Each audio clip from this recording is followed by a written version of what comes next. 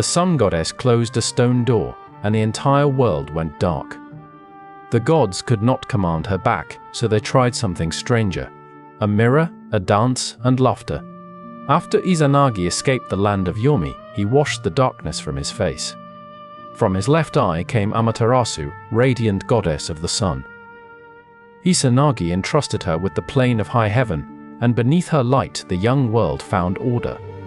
From his nose came her younger brother Susanoo, god of storms and sea. Where Amaterasu was measured, Susanoo was restless. He wept for the mother he had never known until mountains withered and rivers ran dry. At last, Izanagi banished him. Before leaving, Susanoo climbed to heaven to say farewell to his sister. His nature announced him before his voice did. The sea heaved. Mountains groaned. The earth shook beneath every step. Amaterasu heard the approaching thunder and prepared for war. She bound her hair, covered herself in jewels, and met Susanoo with bow and sword beside the river of heaven. He insisted he had not come to seize her realm. To prove it, the two performed an ancient trial, creating divine children from the jewels and weapons they carried. Susanoo declared himself victorious. But whatever the ritual proved, it did not quiet the storm inside him. He tore down the boundaries of Amaterasu's rice fields and filled their channels. He scattered seed where it did not belong. He defiled the sacred hall of first fruits. Each act attacked more than property. The fields and ceremonies represented the order that allowed heaven and earth to live beneath the sun. Amaterasu endured his behavior longer than the other gods expected. Perhaps she hoped her brother would exhaust his anger. Perhaps she felt responsible for the family Izanagi had left behind. But patience did not restrain Susanoo. It gave him room for one final outrage. While Amaterasu and her attendants worked in the sacred weaving hall, Susanoo threw the remains of a heavenly horse through the roof. The violence shattered the calm of the chamber. In some versions, one of the weavers died from the shock. For Amaterasu, something broke. She did not fight her brother. She did not summon an army or throw sunlight like a weapon. She walked away from heaven, entered a deep stone cavern, and rolled its door shut behind her. The sun disappeared. Day vanished from the plane of high heaven. On earth, fields cooled beneath a sky without dawn. Plants weakened. The difference between morning and night dissolved. In the darkness, disorder spread, and voices that had hidden from the light grew bold. The gods called to Amaterasu through the sealed entrance. They pleaded. They argued. Perhaps some demanded that she return to her duty. The stone did not move. This is the heart of the myth. Amaterasu was not trapped by an enemy. She had chosen absence. Strength could break the cave, but force could not heal the reason she entered it. If the gods dragged her into a world that had not changed, she could simply close the door again. So the deities gathered on the dry bed of the river of heaven. Countless voices met in the dark, searching for a plan. Among them was Omohikane, the god of thought and counsel. He understood that they could not order the sun to shine. They had to make Amaterasu want to see the world again. The gods collected roosters whose cries once announced morning. Even without sunrise, the birds were placed before the cave and encouraged to call into the darkness. Their voices promised a dawn that did not yet exist. Next, the gods uprooted a great sakaki tree. From its upper branches they hung curved jewels that flashed when fire touched them. From the lower branches they hung white and blue cloth.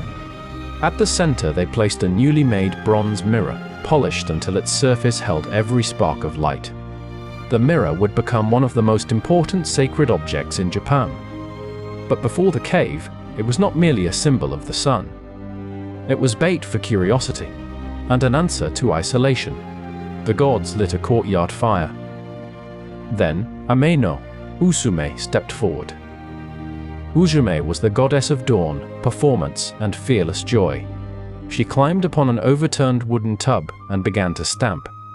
The hollow vessel boomed like a drum. Her dance became wilder and more comic until the assembled gods erupted in laughter. The sound reached beyond the stone door. Inside the cave, Amaterasu listened. The world should have been morning. Without her, no morning could come. Yet outside, the gods sounded as though they had discovered something wonderful. At last, her voice came through the darkness. Why were they celebrating when the world had lost its light? Uzume answered that they had found a deity even more radiant than Amaterasu. The cave opened by the width of a hand. Amaterasu looked out. The jewels glimmered. The white cloth caught the fire. Then she saw the face of the brilliant new goddess waiting among the branches. It was her own reflection. She had never seen herself as the world saw her. The mirror did not show a replacement sun. It showed Amaterasu that the light everyone needed was still present, even if she had hidden it from herself. She leaned closer. At that instant, Tajikarao, the mighty god of strength, seized the stone door and pulled Amaterasu from the cave. Another deity stretched a sacred rope across the entrance so she could not retreat into darkness again. Light flooded heaven. On earth, warmth returned to the fields. Shadows drew back beneath trees and mountains. The first true dawn after the long night must have felt like creation beginning a second time. The gods did not forget what had caused the darkness. Susanoo was judged, made to provide offerings of purification, and driven from heaven. The world could welcome Amaterasu back only after acknowledging the harm that had sent her away. Different early chronicles preserve different details of the story. Later generations also found new meanings in it. The mirror, jewels, sacred tree, ritual words, and Uzume's dance became connected with ceremonies that endured long after the myth was written down. But its emotional shape remains immediate. Someone wounded withdraws from the world. Those outside discover that authority cannot compel a return. They prepare signs of life. A bird calling for morning, a tree hung with beauty, music made from an ordinary wooden tub. Then laughter crosses the boundary that commands could not. The gods do use strength at the final moment, yet strength is not what opens the door. Curiosity does. Community does. Amaterasu moves because she hears proof that life is still happening beyond her grief. And the mirror offers the most delicate part of the answer.